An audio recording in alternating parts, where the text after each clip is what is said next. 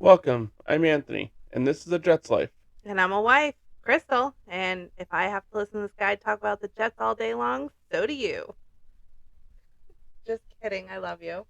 I love listening to your Jets talk. I see the shirt. I think we need to mention. All I don't gas, I don't think no they brakes. could read what you've got going on over here. All gas, no brakes.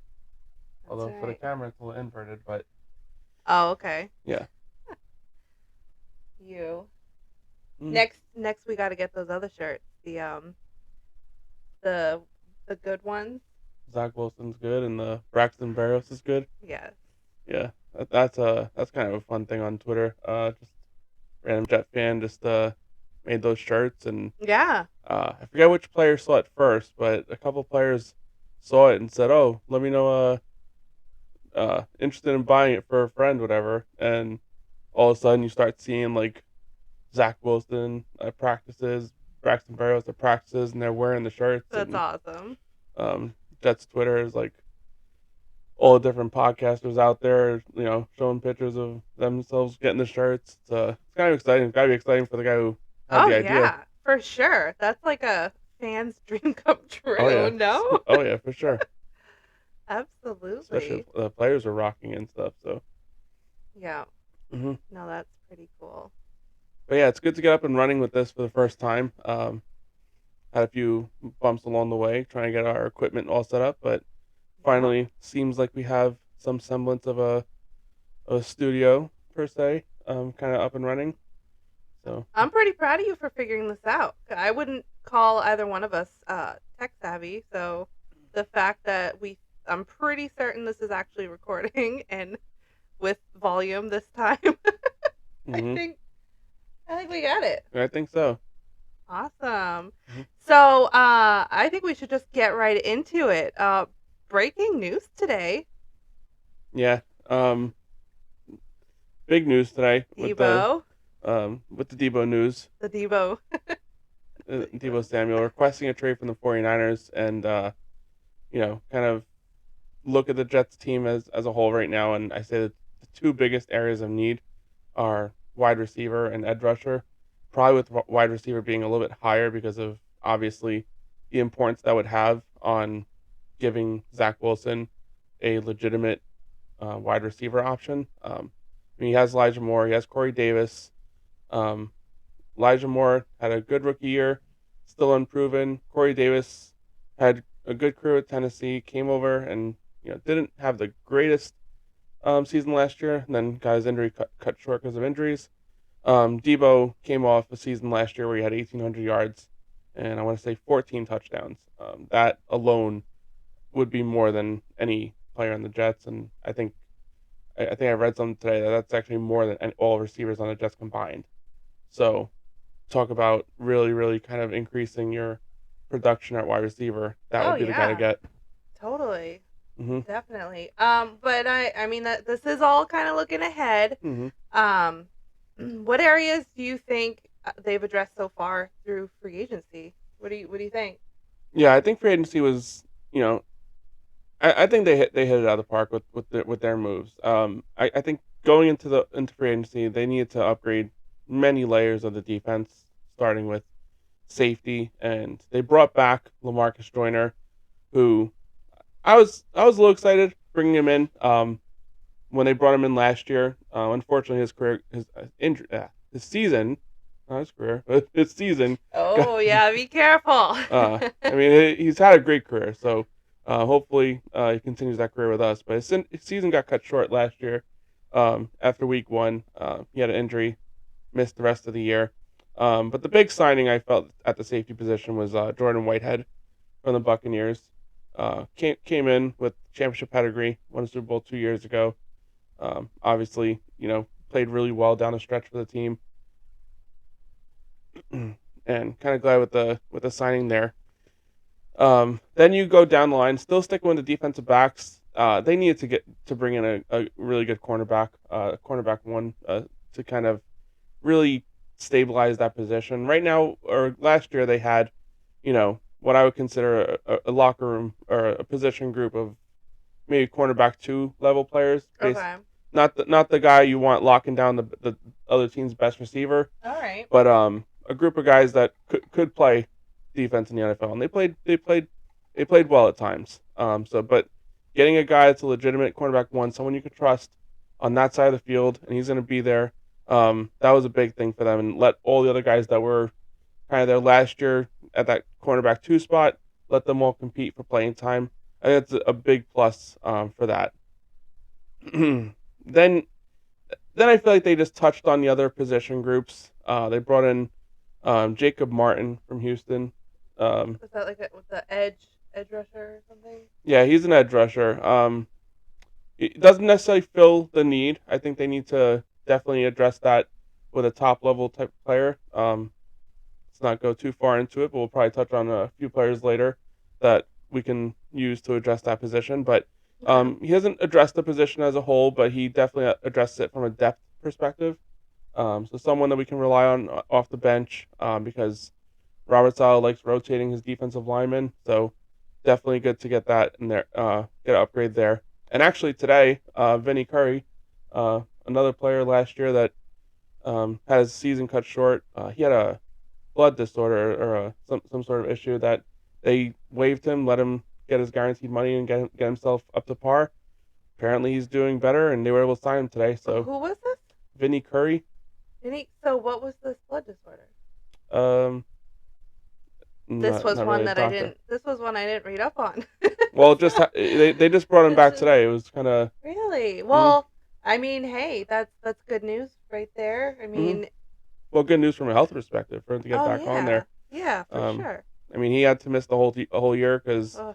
they found it. I want to say they found it some sort of like a it was during his physical or it was some sort of freak thing where like they tested him, they found it, and Well, hey, he needed to take the year off. that's good though, because you know what? I Mhm. mean, knowledge is power. So finding that and Mhm. getting it handled, whatever it may be, that's a really good thing. Mhm. Guess it worked out that way. But yeah, sucks to be out for that long, Mhm. for sure. Yeah, for sure. And obviously he was itching to get back. He's back a year later, and Yeah. like I said, I would only imagine he'd be back if the health stuff is under control. Okay. And then sticking with the defense, Solomon Thomas, um, good value there. So a couple years ago, the 49ers picked him as the third pick in the draft. Didn't really live up to that hype with the 49ers, but he has familiarity with Robert Saleh. Something I feel like the Jets really kind of used this offseason was bringing in guys that have that familiarity with Saleh's defense. DJ Reed, although he came from Seattle, he played with under Saleh for a couple of years. Okay. Same with Solomon Thomas, and there are a couple of players on the offensive side that kind of fit that bill as well. But look at the defensive side of the ball. I think they've addressed all the position groups with the exception of linebacker. I think that's one that they'll look at in the draft. Try and get a young guy in here to kind of fill in depth at that position. Um, and then offensively, at wide receiver, as I mentioned earlier, that's the biggest need to bring in Mhm. a good receiver. Knock on wood. Yeah. If you can hear it through the microphone, knock on wood. That guy requested a trade today. Hopefully, we can make an aggressive pitch at him. But I mean, bringing back Braxton Berrios after the year he had last year, and having that kind of you know camaraderie with Zach Wilson, I think that's really important. Um, something that a big thing that they need to do is make sure if Zach has any sort of connection with these players, definitely make it a priority to keep those guys around. Uh, Yeah. yeah, but that was more of a re-signing, so not really an upgrade. It's kind of staying stagnant, but definitely could have hurt if we lost them. And then you go into the upgrades. Right guard, Laken Tomlinson, coming over from San Francisco. I talked about it earlier, bringing in guys that are familiar with the system. Usually teams will do that in the first year under a regime. It seemed like maybe Robert Saleh was okay with. It seemed like he may have been okay with going a year with just sticking with the youth movement and bringing in guys that they drafted and Mhm. the guys they drafted the year before and just kind of using these guys as like a year to develop before actually taking his big swing and bringing in his guys that'll kind of be those locker room leaders or those positional group leaders. It seems like that this is the year that they took a big swing at doing that. Mm-hmm. Well, Um, you got to do things right. I think after all of the years of trying to get this done the right way, I think what, taking a little bit of time, and I mean, don't take too much time, but mhm. definitely really methodically setting it out. Excuse me, and thinking, uh, this how is this gonna work best is awesome, and so far, Saul is definitely looking good. I think Mhm. I mean, compared to yeah. I mean, some past. yeah. I mean, he didn't have a huge bar to climb. I mean, the guy before him, No, the guy not before him really. was didn't have the greatest tenure with us. But no, I like what I mean. I like the direction Robert Sala is bringing us. It seems like he very knowledgeable of what it takes to build a good winner, and he's mentioned it so many times that he's been through rebuilds. He was there in Seattle when they never won anything, um, as like a linebackers coach or as a quality control coach. I think he was at the time. He went to Jacksonville when they were nothing, and they went to the conference championship game. Went to San Francisco, and they were bottom of the barrel. They went to a Super Bowl.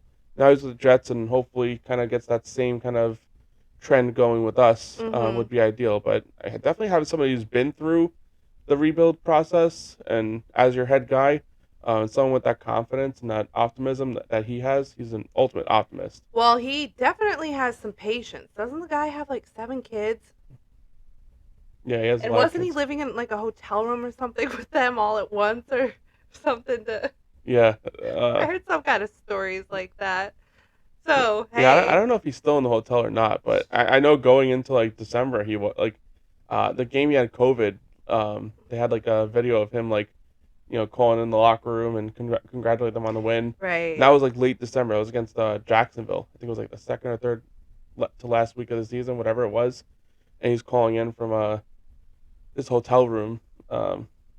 Surprised no kids jumped in the camera screen or anything like that. But yeah, I mean Maybe there was a heated hot tub or something that the wife took him to, because he, there's no way you're keeping 7 kids. So we could barely keep 3 kids out of the picture. yeah. But yeah, So, so um, is that as far as that you think so far with the free agency, or well, what else? I What just else want to you touch thinking? on probably the biggest um, area that I felt they improved on, an area that I think every Jet fan could tell you that they needed to make it a priority Uh was huh. upgrading the tight end position. Okay. They upgraded to so there was a lot of different scenarios. I feel like everyone thought that this position needed to be addressed in free agency. Maybe they bring in two tight ends. Maybe they bring in one in free agency, one in the draft. Maybe they draft two tight ends. It wasn't really a common theme that you heard of them addressing tight end by signing two tight ends. And they did exactly that. And similar to what I was telling you about Deebo Samuel, how he kind of, in comparison to what the Jets had last year, he outdid their position group. We'll talk about upgrading a position. They brought in two tight ends that, in the same light, both guys would have, you know, outproduced all the tight ends we had on the team last year. So you're really upgrading that Yeah. position with two guys that, I mean, not really. I mean, on the older side of it, Ozama is 28 years old, I believe, 28, 29. Tyler Conklin's also young. Two guys, like I said, I mean, really upgrade the position, and you got to feel good about that. And you know, it's not wide receiver, but it's definitely gonna help Zach Wilson because they're definitely gonna get some targets. Tight ends are a rookie quarterback's best friend, or even a young quarterback's best friend. Mhm. Um, yeah, and that basically rounds out the big moves in free agency. Just want to touch on Marcus May, who left the team. Okay. Oh, Marcus May. Local guy. He is local to us. Did we ever figure out what we were talking about this the other night? What school he had gone to? I don't know for sure. I think it was like Melbourne Central Catholic or something like that. I couldn't tell you for sure. So Melbourne. That's hmm we're right around that area. So that's pretty neat to have someone for we've got a son. He's 11 and he's very much into football, Hmm.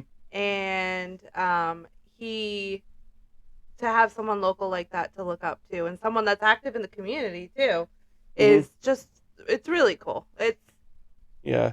It's nice Yeah. to Local, active in the community, went to my team, and not only did he go to my team, but I mean, you can argue that over the past 5, 6 drafts, um, obviously predating last year's draft because we still don't know what those players have, or even the year before that. But you can argue, he's probably one of the best players that we've drafted, um, and definitely team leader, team captain.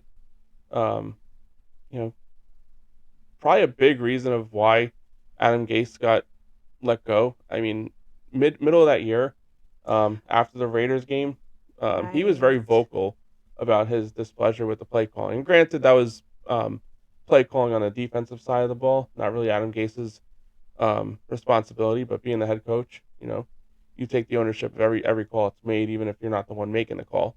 But I mean, he was very vocal about it. Very heartbroken that they lost the game. They were Mhm. still 0 whatever at the time. They were still Yeah, oh my offers. gosh. Yep. So Offers. they were looking for that first win of the year, and they were so close. I think a touchdown was scored like with like 15 seconds left or some crazy thing like that.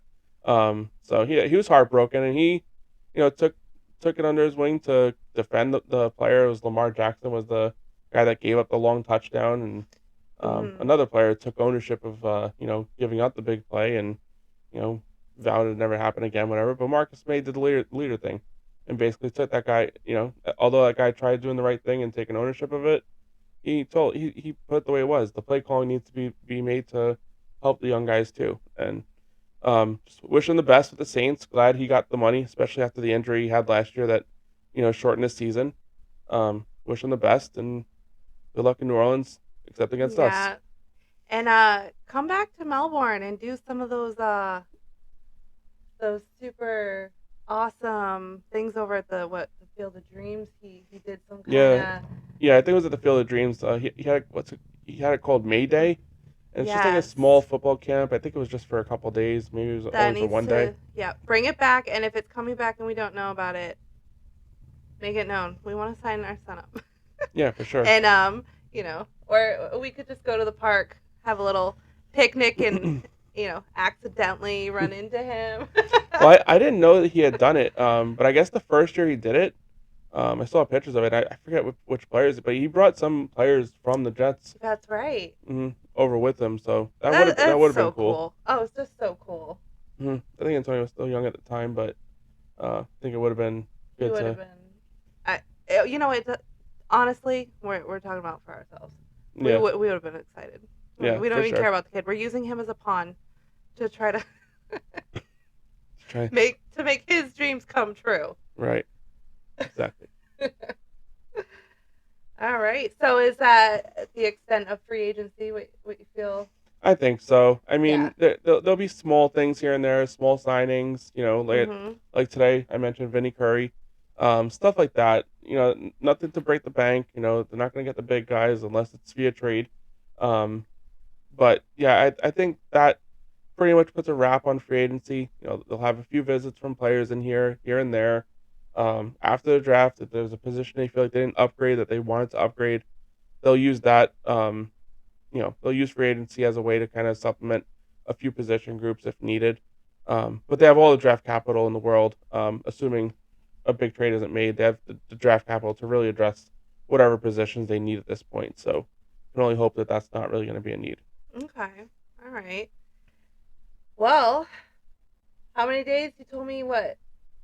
8 days, 7 days, something like that, right? We're Uh, coming up.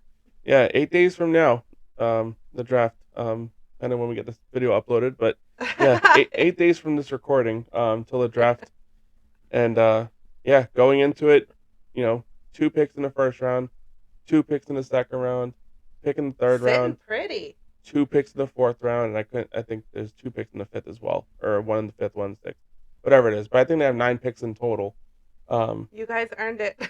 yeah, I mean, well, it took trading some good players away, Yeah. trading some, you know, bad contracts, getting all that stuff kind of How do you cleared feel up. about some of those trades? You love it, hate it, gonna miss it, upset? Well, What you thinking? the two first round picks is a result of the Jamal Adams trade. You Yeah. know, And that when was that a whole hard thing, one, I think, but well, when it was going down, you kind of weren't really happy because I mean he was the best player on the team at the time, but he also wanted to get paid for a skill at a position group for a skill that I feel like he didn't really have. Um, he wanted $18 million, which what he eventually got from Seattle. Um, Jets weren't going to give him that. Not for what he does on the field. He's basically a linebacker playing safety. If you want to get $18 million, you got to be Ed Reed. You got to be, one of these top notch free safeties that's going to make big plays, make mhm. interceptions. I mean, Jamal Adams doesn't have many interceptions throughout his career. I've seen him drop so many. Seen balls hit him in the face. I've seen craziest stuff happen that he just it's almost like the just ball like bounces off his hands. So I mean, That's funny. That's what happens to me when I try to catch a ball yeah, well, Um, but too. the Sam Darnold thing that gives us the second round pick that we have there. Yeah. It was time to move It on. was I think that's what it is. I think it was time to move on and maybe you'll retire your shirt. What'd you call you told me there's a name or maybe something you made up for that. Your Jamal Adams shirt. So Oh, I called it a jersey and you said it's not a jersey, it's a it's jersey. a It's one of those jersey. shirt It's one of those jerseys. shirts with the name. Yeah, It's my new favorite word, at least of this week. I mean I'm pretty sure that's the official word for it. I've never heard that, I feel like I've heard although it before, but I like it. yeah, I think it's going to be used in this household more. hmm yeah. And then I mean to round out the rest of the picks, it was Yeah. trades just lower value players that we just didn't see fitting the future plan at the time, and probably players due up for contracts, and I couldn't tell you where every pick was. Right. I think the fourth round pick was Avery Williamson, if I had to guess, and then who knows the rest of them. I That's mean, right. that's We're getting to names I don't know, so yeah. we Well, can anyway, move on from that. right. So going into the draft, I think you know our needs, as we mentioned earlier, edge rusher probably being one of the biggest. Wide receiver, I put wide receiver as a bigger need. Mhm. Edge rusher probably our second biggest need, but based on the draft, this draft is loaded at the top with edge rushers, and then the wide receivers are more of that middle first round tier type of players. So you go into the edge rusher position, you have it's very possible. I don't think it's likely, but it is possible. You'll have three edge rushers going. Um, I mean, some are saying possibly four. I wouldn't like four edge rushers going in the top four because that means the Jets are getting the guy everybody didn't want. Um, Even getting the third guy, it might be the guy everyone doesn't want. But it just seems like right now, the guy that everybody doesn't want is the guy that everybody wanted, 4 or 5 months ago. Mhm. Kayvon Thibodeau. I remember, mock drafts galore through October, November, because we're Jet fans and we look at these mock drafts after the first month of the season sometimes, Yes. because a lot of times it's over before it started. It seems like, Yeah. but Kayvon was always the guy that was at the top of the board, What and happened with that? the biggest thing, and you hear things from different media outlets that he is lazy or he gives up on plays, this and that. I wouldn't say necessarily gives up on plays. What I've seen from him at times is that it seems like when his first move doesn't work, he doesn't have like a counter move to fix it. But he's a freak athlete. He can get around the edge and you know faster than probably anyone in this draft. So um, I think it's just a matter of fine tuning, getting under a good coaching staff, especially a coaching staff that prioritizes defensive linemen. It would be very important for him to kind of hone in on those additional skills and develop those counter moves for him to become an even better pass rusher than he was in college. Mhm. Um, and the other issue with him that has come out is his they're saying he's not a team first player because he values branding of his name. Oh, right. Supposedly he went to Oregon instead of Alabama, and he did make a statement. I couldn't quote you the exact statement, but there is a statement out there that does kind of tie into his decision to go to Oregon, because of the school's brand. So, how do you feel about the self branding? What do you think about that? I mean, these players. I mean, majority of these players are only in the league for three, 3 or 4 years. If you're a great player, 10 plus years. So if you could take this small amount of time Mm-hmm. and capitalize as much as you can, because these rookies, the way that the CBA came out, when it did, forget when it was, Cam Newton's rookie year, so maybe like 15 years ago, whenever it was, the way it came out when it did, it really kind of changed the format of rookie contracts. You had back in the day, Sam Darnold was not Sam Darnold, Sam Bradford, when the Rams drafted him. He got some lucrative contract, like 50 million, 40, 60 million, whatever it was, Mm-hmm. coming out of college, not even throwing a pass in the NFL, coming off an injury season, too, at that. And, he was a failed pick. The Rams set themselves back for about 4 years because, they invested $60 million in him. But now the way the CBA is written is that every player in this draft is slotted and their wage is predetermined. So if you get picked first overall, your money is set in stone. Like you're not going to make more, you're not going to make less. The only thing that the agents have a right to negotiate about is what they call offset language, which basically means if we cut you after 2 years and you sign with somebody else, do you get to keep the money that we paid you, or or does the other team pay part of the salary we owe you? That's really the only thing that any of these agents have a right to negotiate about, Mm-hmm. and even teams fight back on that.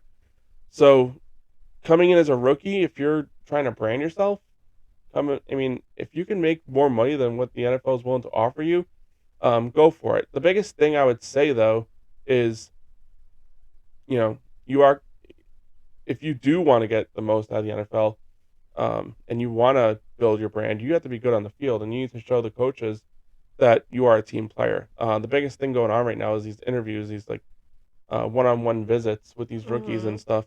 And this is really the chance for these players to really prove that they are team players and they do want to be, drafted as high as possible. So, I would say out of any player in this draft, that's the most important part of the process for him is Kayvon's got to nail these interviews with these coaches. Mm-hmm. Yeah. I personally feel like if you're going to sacrifice your body, because that is what this job is, with all the numerous injuries that happen, concussions, just the effects of playing the game at this level, even if it's just for a few years, I mean they can lifelong lasting effects. And it doesn't really matter to me if you're getting paid 30 million or whatever, or 10 million. I don't think it should matter. I think at the end of the day, if these players want to figure out their brand now while they're in it, while they're kind of famous, I guess, um I think they should do it, because then if they get injured, God forbid, or when they retire and leave, they have brands all set up and they have like a name for themselves. I mean, look how long it took Tom Brady to be able to go down to Tampa and, start TB12 and everything. And he didn't see any of that when he was in New England. And, I just think it's ridiculous. I think the NFL has enough money and can share a little bit of the honeypot and let these people uh brand themselves. And honestly, I think the reason that it's changing now is because the NFL can't stop it with all the social media and everything. It's you can become an influencer and play for the NFL at the same time, and who's going to Hmm. stop you from that? So yeah, I think it's important for these young guys to be able to set up their brands and everything so that they can have a future plan, because they're not going to be able to play forever. So I I like it. So, but anyway, back to uh Yeah, the back to the draft. draft. So Draft. touched on Kayvon, and Yeah. if he makes it to four, if not, depending on how the board works out, Aiden Hutchinson's another edge rusher. He's not making it past two. I'd be very shocked if he did, and if he makes it past two, Houston's going to have him up. I just don't see a scenario where he makes it all the way to the Jets at 4. That would be a little bit of a pipe dream. He's my favorite edge rusher in this class, and he's been since watching him play at Michigan. But like I said, I can't see him slipping past, the top 3 teams in the draft. But then you look at Jermaine Johnson, is another option, plays edge rusher as well. He's an option if Aiden and Kayvon get drafted in the top 3. And a little bit of a wild card is Ike Ekwonu. If he slips to 4, it's gonna be a little difficult for Joe Douglas to pass on the best offensive lineman in this draft. Yeah, I do know that the Jets have drastically upgraded the offensive line, and there's really not a spot for him to start at the moment. But you know, Fant is coming. This is last year on Fant's contract. Mekhi Becton, has battled through injuries the last couple of years. Last year was a little bit of a freak injury, but regardless, it was an injury that made him miss the entire year. So if there's a chance to get in the best offensive lineman in this draft, Joe Douglas is definitely gonna be interested, especially if the top 2 pass rushers are off the board. He'll definitely look at Ike Ekwonu if he's available. And then you slip down the draft a little bit to the 10th pick in the draft, and as we mentioned earlier, the biggest need is wide receiver. This is the spot where the Jets pretty much have to address the position if they don't address it over the next 8 days via trade. And I've seen mock drafts throughout the past couple months that just slot any of the top 5 guys in this particular spot. You have Jameson Williams, who, if he didn't get his injury last year in the national title game, would have probably been the hands down favorite at this spot, and actually probably wouldn't even been here. He would have probably went, earlier in the draft before before the Jets pick. So, definitely gotta look at his injury. If it's clear and you have faith that he'll be ready by September or October the latest, you know, I think he's got to be the pick. If you think he's gonna last till November, even later, recovering from the ACL, really doesn't do you much good for Zach Wilson if your potential number one receiver can't play until December because your season Right. could be over by then. Oh yeah. So that's the kind of the risk over there. Mm-hmm. Injury aside, he would be my number 1 guy, but with the injury included, Garrett Wilson comes in as my top guy. Pure route runner, fast, very smooth, and plus Wilson to Wilson would just be kind of epic for 10 years. So Garrett Wilson probably my top guy. It would be, wouldn't it? Mm-hmm. That would be pretty cool. The Wilsons, huh? Yep. So, I think that is most. If I had to put money on it right now, I'd say that's probably most likely the guy. Okay. That the Jets bring in. And then you got Olave, who's very similar to Garrett Wilson. They actually played together in college. Okay. Actually, Jameson Williams also went to Ohio State for a couple of years. So Ohio State had 3 of the best receivers in this draft, all playing together at some point. Wow. before Jameson transferred to Alabama. So Olave, while I do like him a lot, I don't think he's better than Wilson. So I can't see him being the pick there. And then you got Traylon Burks, who, a lot of, especially with the recency bias, you got what Deebo Samuel did last year. Traylon Burks is a very similar type of body to Deebo Samuel. Could be used as a weapon, could be used as a running back, could be used obviously as a receiver.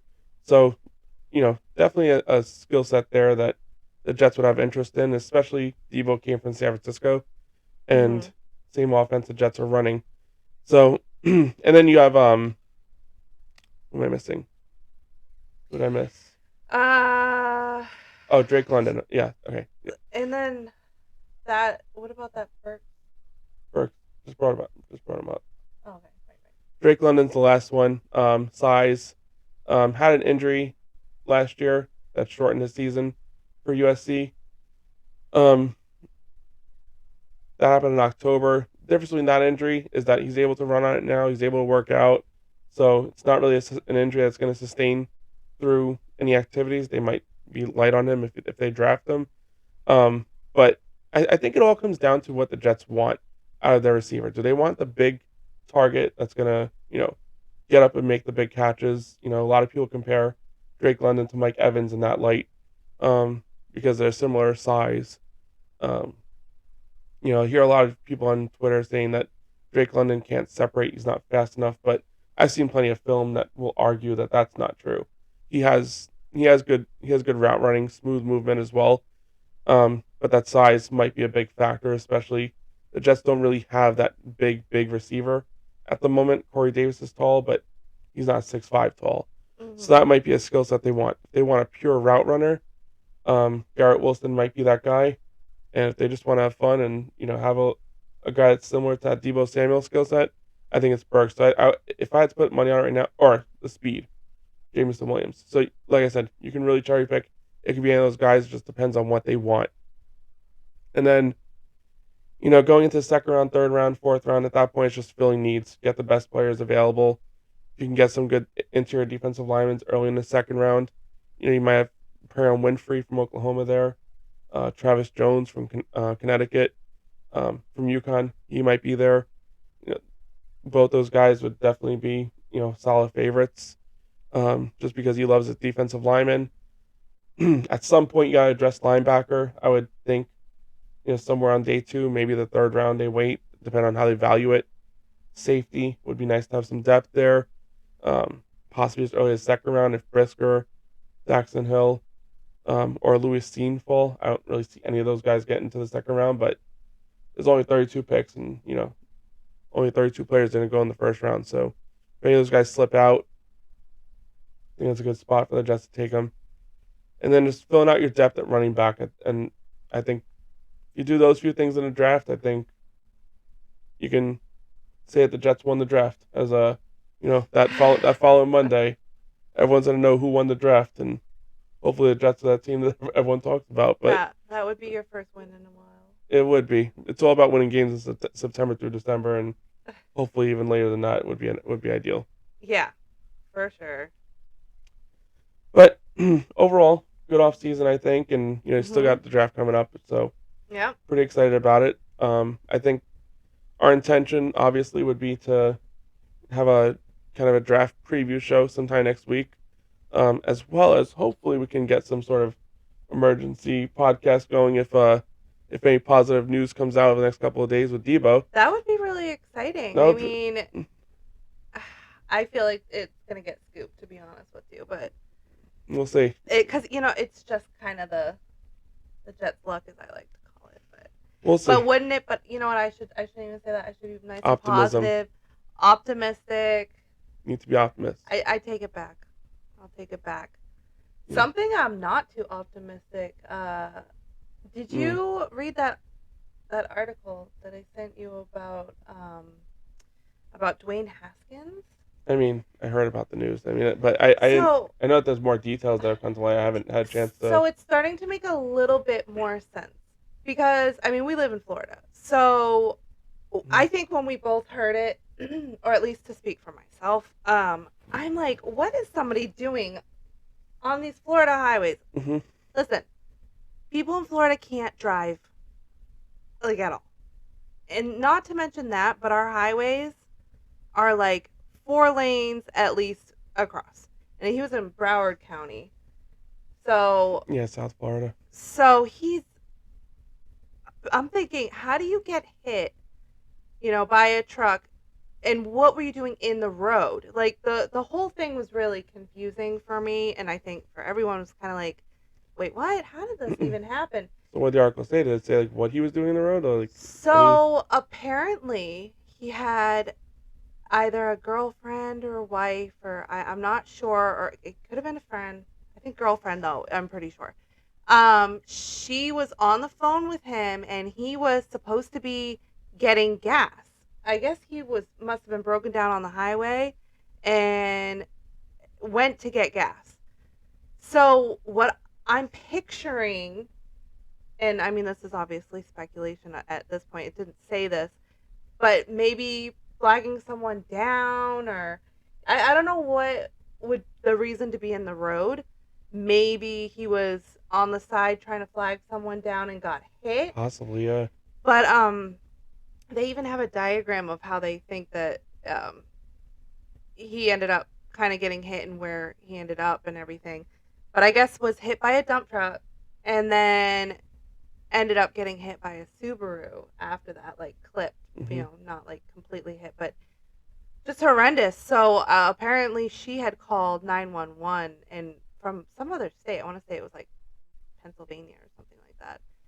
Called from another state, was like, I'm so concerned. He hasn't called me back. I don't know what's going on, and couldn't find his. I guess had his location, and then radio silence from him.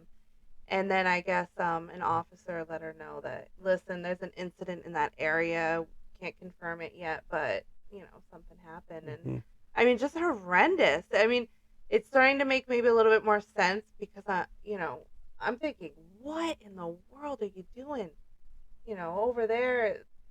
I know that we got a flat tire in Georgia, not too far from here, and I mean, that is scary in itself. It was one of those flat tires that was it the tire we hit something and it was flat within, not even kidding, 3 minutes. I mean, we had no air.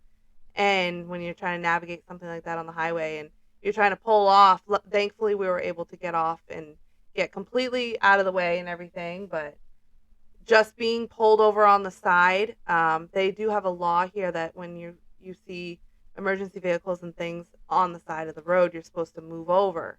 But that's how big of a problem it is here. People getting hit, officers and everything. Uh, it's super dangerous. Super Yeah, dangerous. It's kind of a nightmare. So it's I very mean, unfortunate. Yep.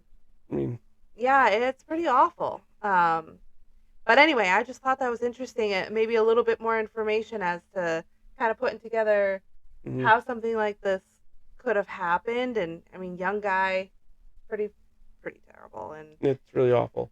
my love definitely goes out to all Oh the yeah, prayers with family his and family, everything. I friends. mean, And never good to hear anything like that mhm. come out of something. Anyway, that was just something that I Yeah. read today and was like, okay, well. Hmm. So No, anyway, thanks for shining the light. I didn't see that, and I saw you messaging me about something, but I know. I couldn't didn't have a Yeah. chance to look at it yet. It's all right. We've had a busy day. Hmm. So, But so yeah. On that note, going yeah. back to our plans here. So Yeah. definitely getting some sort of pre-draft thing going, and Yeah. if we hear any news on Deebo or any other receivers want to request a trade, make that give us more options. More than happy to have you guys. Um, and hope you enjoyed the show and hope you listen to us again. Thank you. Yeah, thank you for taking a listen. Next time.